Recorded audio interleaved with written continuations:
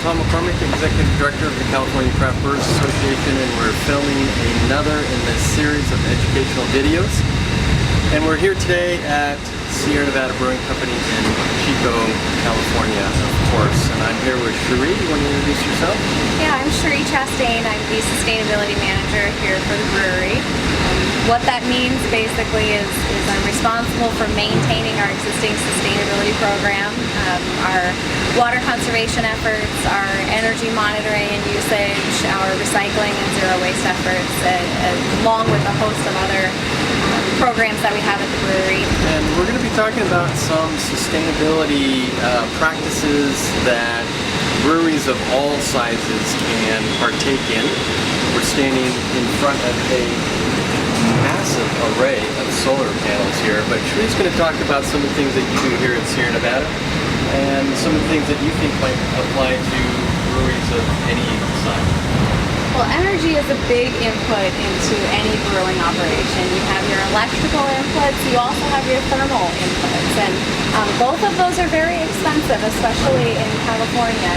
Upgraded lighting control systems, we've upgraded lighting fixtures, we have installed things like motion sensors to automatically turn lights on and off when they're not in use.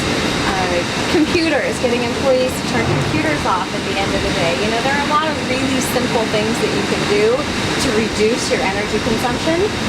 So we have done a number of those. Our utility has been a great partner with us in some of those efforts, and I recommend that any brewer in California develop a good relationship with their public utilities.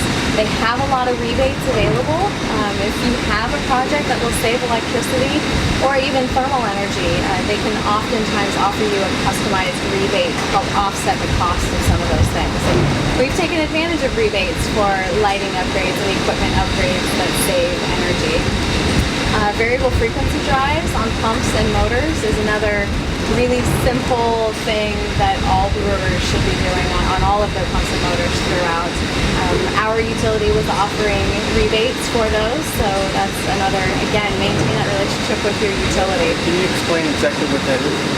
Yeah, variable frequency drive is something that modulates the power coming out of a pump or motor based on the demand.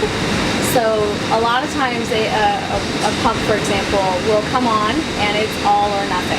It's 100% or it's zero.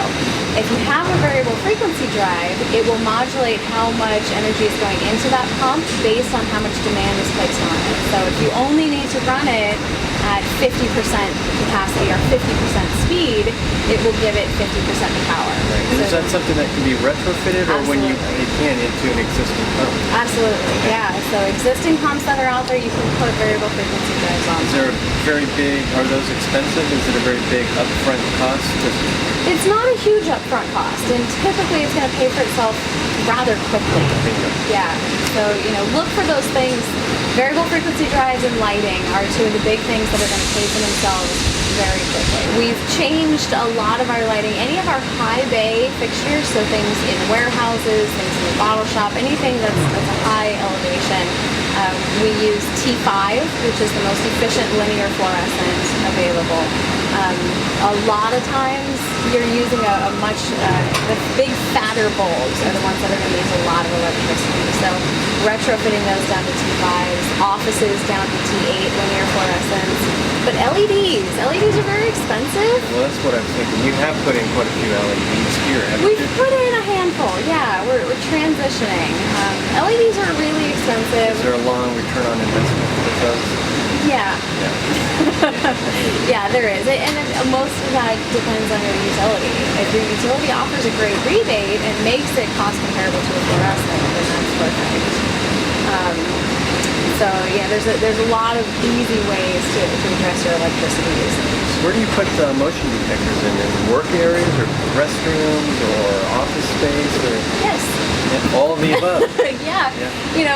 If you walk around and if you enter a space and the light's on and nobody's been working there for 5 hours, that's a great candidate for a motion sensor.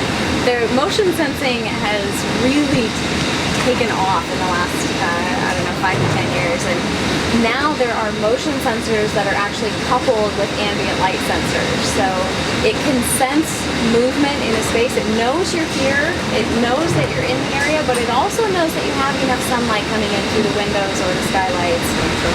Well, in the state of California, it's a perfect candidate for alternative energy, specifically solar. So we have a quite extensive solar system here. We have one of the largest privately owned in the country.